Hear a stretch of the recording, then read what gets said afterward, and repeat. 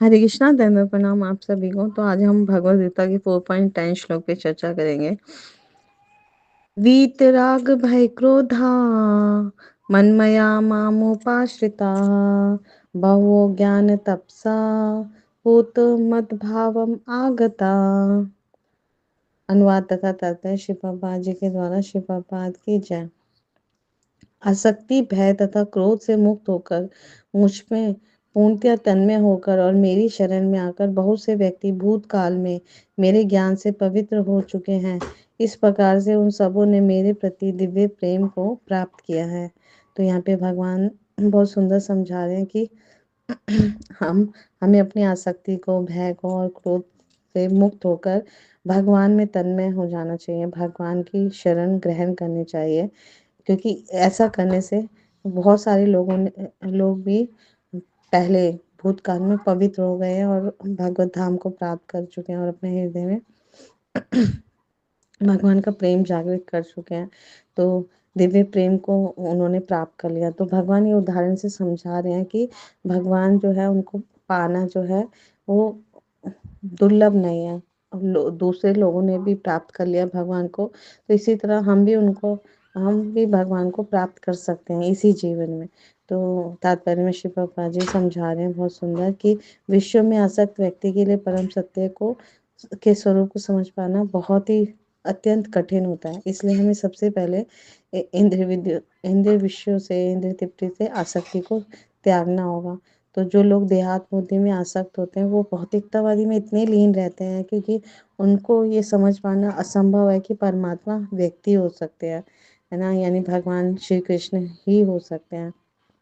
क्योंकि भौतिकतावादी व्यक्ति जो है इसकी कल्पना नहीं कर पाते कि कोई ऐसा भी है जिसका दिव्य शरीर है, नित्य है, सच्चिदानंदमय है, जिसका शरीर वो अपने समान ही दूसरों का भी शरीर नाशवान, अज्ञान में और दुखमय समझते हैं। तो इसलिए जब लोगों को भगवान के साकार रूप के बारे में बताया जाता है ना, तो उनके मन में यही धारणा बनी रहती है। तो इसलिए वो समझ ही नहीं पाते कि विराट भौतिक जगत का स्वरूप जो है वो परम तत्व है। तो इसलिए वो परमेश्वर को निराकार मानते हैं और भौतिकता में इतने तल्लीन रहते हैं कि भौतिक पदार्थ से मुक्ति के बाद भी अपना स्वरूप बनाए रखने के विचार से डरते हैं, क्योंकि वो सोचते हैं कि सब कुछ मृत्यु के बाद शून्य हो जाएगा और फिर वो फ्री माइंडेड होके, है ना, स्वतंत्र रूप से काम करते हैं। पर उन्हें पता नहीं है प्रकृति के नियम कितने कठोर हैं। तो इसलिए जब उन्हें बताया जाता है कि आध्यात्मिक जीवन भी व्यक्तिगत या साकार होता है, तो पुनः वो व्यक्ति बनने से या अपने कर्मों के फल से डरते हैं, है ना। इसीलिए वो ज़्यादा निराकार शून्य में तदाकार होना पसंद करते हैं। सोचते हैं कि सब कुछ फिनिश हो जाएगा, इसलिए खाओ पियो ऐश करो। परंतु ये सत्य नहीं है। शास्त्रों के अनुसार उनको प्रकृति के नियमों का कठोर दंड मिलता है। जैसे वो कर्म करते हैं ऐसा उन्हें फल मिलता है। तो वे जीवों की तुलना समुद्र के बुलबुलों से करते हैं जो टूटने पर समुद्र में लीन हो जाते हैं। पृथक व्यक्तित्व से रहित आध्यात्मिक जीवन की चरम सिद्धि है। तो ये जीवन की भयामय अवस्था है जिसमें आध्यात्मिक ज्ञान, जीवन का पूर्ण ज्ञान नहीं होता है ना। तो ऐसे बहुत से मनुष्य हैं जिनको आध्यात्मिक जीवन को समझ ही नहीं पाते। वो अनेक वाद प्रस्तुत करते हैं, दार्शनिक चिंतन प्रस्तुत करते हैं और परेशान होकर उब जाते हैं और या गुस्सा हो जाते हैं, क्रोधित हो जाते हैं। तो मूर्खतावश वो निष्कर्ष निकालते हैं कि परम कारण कुछ है ही नहीं, सब कुछ शून्य है। तो ऐसे लोग जो हैं वो जीवन की रोगी हैं, उन्हें रुग्ण अवस्था में होते हैं वो लोग। तो वो लोग इतने भौतिकता में इतने आसक्त होते हैं, भौतिकतावादी जीवन के, आध्यात्मिक जीवन की ओर ध्यान ही नहीं देते। वो निराशावश सभी प्रकार के आध्यात्मिक चिंतनों से क्रोधित होकर हर वस्तु पे अविश्वास करने लग जाते हैं।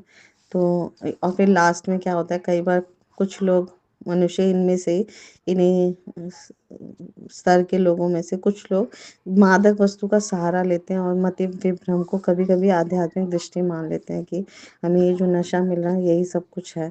तो इसलिए मनुष्य को भौतिक जगत के प्रति आसक्ति की 3 अवस्थाओं से छुटकारा पाना होता है। यह है आध्यात्मिक जीवन की उपेक्षा, आध्यात्मिक साकार रूप का भय और जीवन की हताशा से उत्पन्न शून्यवाद की कल्पना। तो जीवन की जब हम इन तीनों अवस्थाओं से छुटकारा पाने के लिए प्रामाणिक गुरु के निर्देशन में भगवान की शरण ग्रहण करते हैं और भक्ति में जीवन के नियमों और विधि विधानों का पालन करते हैं, तो हमें ये ज्ञान हो जाता है ना? तो भक्ति में जीवन की अंतिम अवस्था भाव या दिव्य ईश्वरी प्रेम कहलाती है।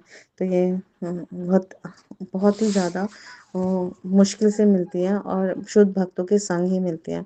तो जब हम प्रामाणिक गुरु साधु शास्त्र के निर्देशन में अपना जीवन चलाएंगे और उनको अपनाएंगे, तभी हम भक्ति में जीवन को प्रारंभ कर पाएंगे और फिर हम अ, भौतिक जगत की सारी आसक्ति को त्याग देंगे।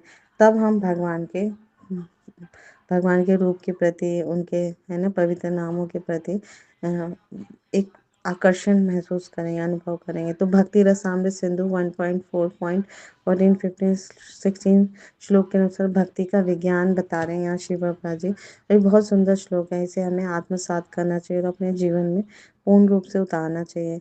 तो आदौ श्रद्धा तथा साधु संग अथ भजन क्रिया ततो अनर्थ निवृत्ति स्यात् ततो निष्ठा रुचिस्ततः अथासक्तिस्ततो भावस्ततः प्रेमाभ्युदयुञ्चति साधकानां मयं प्रेम्णा प्रादुर्भावे भवेत् क्रमा। तो ये 6 अवस्थाएं हैं जिसमें हमें लास्ट में ईश्वर प्रेम, कृष्ण प्रेम हमारे हृदय में विकसित हो जाता है। तो प्रारंभ में सबसे पहले किसी भी व्यक्ति के या मनुष्य के जीवन में आत्म साक्षात्कार की सामान्य इच्छा होनी चाहिए।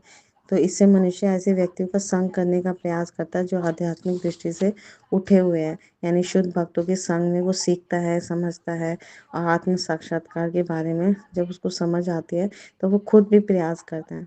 फिर सेकंड अगली अवस्था में गुरु से दीक्षित होकर नवदीक्षित भक्त उसके उनके आदेशानुसार भक्ति योग प्रारंभ करता है। यानी दूसरी अवस्था में जब शुद्ध भक्तों के साथ वो रह के एक आस्वादन लेता है कि कृष्ण भक्ति में, भगवान श्री कृष्ण की भक्ति में कितना आनंद है, आस्वादन है और इसी से मेरा आत्म साक्षात्कार होगा। फिर वो प्रामाणिक गुरु की खोज करता है, फिर उनसे दीक्षा लेकर जो नव दीक्षित भक्त होते हैं वो उनके आदेश अनुसार भक्ति योग को प्रारंभ करते हैं। तो तीसरा है, फिर इस प्रकार सदगुरु के निर्देश में भक्ति करते हुए समस्त भौतिक आसक्ति से मुक्त हो जाता है। उसके आत्म साक्षात्कार में स्थिरता आती है और वह शिव भगवान कृष्ण के विषय में श्रवण करने के लिए रुचि विकसित करता है। ये बहुत इम्पोर्टेंट है। जब इस प्रकार प्रामाणिक गुरु का जब वो निर्देश प्राप्त करके उनके कहे अनुसार कार्य करता है, भक्ति में स्थिर हो जाता है, तो समस्त भौतिक आसक्तियों से वो बहुत सरलता से मुक्त हो जाता है और फिर उसको भक्ति में एक स्थिरता मिल जाती है और वो अब उसका जो रुचि है भगवान श्री कृष्ण के विषय में सुनने की, श्रवण करने की, वो जागृत हो जाती है और फिर अधिकाधिक वो सुनता चला जाता है। तो फिफ्थ जो पॉइंट है वो इस रुचि से आगे चलकर कृष्ण भावना अमृत में आसक्ति उत्पन्न होती है, जो भाव में तथा भगवत प्रेम के प्रथम सोपान में परिपक्व हो जाते हैं। तो ये भी बहुत इम्पोर्टेंट है। जैसे ही हम रुचि श्रवण कीर्तन में जागृत हो जाती है निरंतर सुनते रहने से, प्रामाणिक गुरु साधु शास्त्र से, तो ये हमारा पहला स्टेज मैच्योर हो गया। कृष्ण भावना अमृत में आसक्ति हमारी जागृत हो गई, उत्पन्न हो गई और फिर इसमें हम भाव गति को प्राप्त करते हैं। तो फिर छठा जो है लास्ट है, ईश्वर के प्रति प्रेम ही जीवन की सार्थकता है। प्रेम अवस्था में भक्त भगवान की दिव्य प्रेम भक्ति में निरंतर लीन रहता है। अतः भक्ति के मंद विधि से प्रामाणिक गुरु के निर्देश में सर्वोच्च अवस्था प्राप्त की जा सकती है। तो ये 6 पॉइंट है, बहुत ही इम्पोर्टेंट। तो ऐसे हम निरंतर अपना जीवन चलाएं प्रामाणिक गुरु के निर्देशन में, तो हमारे जीवन में ईश्वर प्रेम जो है वो आ जाएगा और ईश्वर के प्रति प्रेम जो है जीवन की ही, यही मनुष्य जीवन की सार्थकता है। इसी के लिए हमें मनुष्य जीवन मिला है। तो प्रेम अवस्था में कोई भी भक्त जो होते हैं वो भगवान की दिव्य प्रेम भक्ति में निरंतर लीन रहता है। फिर उनका उद्देश्य होता है भक्त का कि कैसे मैं मेरे कार्य से भगवान प्रसन्न हो, तो वो हर कार्य जो है भगवान श्री कृष्ण की प्रसन्नता के लिए करता है। तो चाहे भक्ति मंद विधि से भी करे, अगर प्रामाणिक गुरु के निर्देश में करे तो सर्वोच्च अवस्था को अवश्य ही वो प्राप्त करता है। और समस्त भौतिक आसक्ति व्यक्तिगत आध्यात्मिक स्वरूप के भय और शून्यवाद से उत्पन्न हताशा से मुक्त हो जाता है। तो मनुष्य को अंत में भगवान के धाम की प्राप्ति हो सकती है। तो ये हमें करना चाहिए ताकि हमें अंत में भगवान का धाम मिले और कृष्णा प्रेम। तो इन 6 स्टेज को अगर हम ध्यानपूर्वक समझेंगे और करेंगे तो हम भगवत प्रेम जागृत करेंगे। तो माया के प्रभाव के कारण मनुष्य जो है कई बार हमेशा ही ऐसा होता है शुरू-शुरू में सांसारिक पदार्थों यानी शरीर या शरीर से संबंधियों के बारे में जीवन पर्यंत आसक्त रहता है। तो वह सदैव इन भौतिक पदार्थों की तुष्टि और तृप्ति के लिए कार्य करता है, क्योंकि जहाँ आसक्ति होती है वहाँ खोने का भी भय रहता है। तो मनुष्य को हमेशा अपने शरीर या उनके से संबंधित संबंधियों के प्रति हमेशा इतना आसक्त रहता है कि खोने का भय बना रहता है।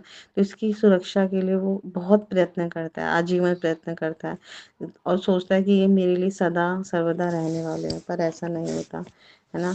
उसकी मृत्यु के बाद सब कुछ समाप्त हो जाएगा। तो जीवन जो है किस लिए मिला है उसे समझना चाहिए। तो काल के प्रभाव से जीवात्मा को प्रत्येक भौतिक वस्तु से अलग कर दिया जाता है। तो और मिथ्या स्वामित्व की अनुभूति के कारण जीव उन भौतिक वस्तुओं के प्रति आसक्ति या खोने के भय से ग्रसित रहता है। तो जैसे ही भौतिक वस्तुएं उससे विलग होने लगती हैं तो क्रोध के वशीभूत हो जाता है ना, जो कि मनुष्य का सर्वभक्षी शत्रु है। तो क्रोध से तो और ज़्यादा उसको नुकसान ही होता है। तो ये तीनों दोष जीव को निरंतर भौतिक संसार में विभिन्न योनियों में गिराते रहते हैं। तो जो भी व्यक्ति जो है इनको समझ ले और वास्तविक रूप से आध्यात्मिक ज्ञान को प्राप्त कर ले कि मैं ये शरीर नहीं हूँ, मैं आत्मा हूँ और मेरा संबंध जो है वो परमात्मा श्री कृष्ण से है और मैं भगवान श्री कृष्ण का अंश हूँ। हर आत्मा परमात्मा श्री कृष्ण की अंश है। तो इन भौतिक वस्तुओं के प्रति आसक्ति, भय या क्रोध से वो मुक्त हो जाएगा बहुत सरलता से। तो ऐसा मुक्त पुरुष भगवत सेवा में तत्पर रहेगा और सेवाओं के माध्यम से वह स्वयं को इतना पवित्र बना लेता है ना, कि ऐसे पवित्र जीव श्री कृष्ण के सनातन धाम में निवास करने का अधिकारी हो जाते हैं।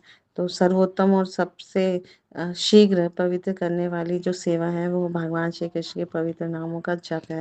हरे कृष्णा कृष्णा कृष्णा हरे हरे, हरे रामा राम रामा हरे हरे। तो इस हरे कृष्णा महामंत्र के निरंतर जप और कीर्तन से हमारा हृदय इतना पवित्र हो जाएगा। तो ये भगवान की बातें, भगवान का, है ना, भगवान का रूप, गुण, लीला, ध्यान, पार्षद उनके बारे में हमें रुचि जागृत होगी और अधिक भगवान के बारे में श्रवण करने से हम हमारे हृदय में सुप्त कृष्ण प्रेम को सरलता से जागृत कर लेते हैं और इसी मनुष्य जन्म में हम भगवत प्रेम और शाश्वत धाम भगवान का भगवत धाम को प्राप्त करते हैं, जो इस मनुष्य जीवन का परम चरम लक्ष्य है। तो ये हमें शास्त्रों से समझना होगा, प्रामाणिक गुरु से समझना होगा और अपना मनुष्य जीवन सार्थक करना होगा। यही मनुष्य जीवन की सार्थकता है कि कैसे भगवान की दिव्य प्रेमा भक्ति में हम लगे और भगवान को प्रसन्न करने के लिए हम हर कार्य करें। Thank you so much. Guru Maharaj की जय, शिव प्रपात की जय, आप सब भक्तवृंद की जय।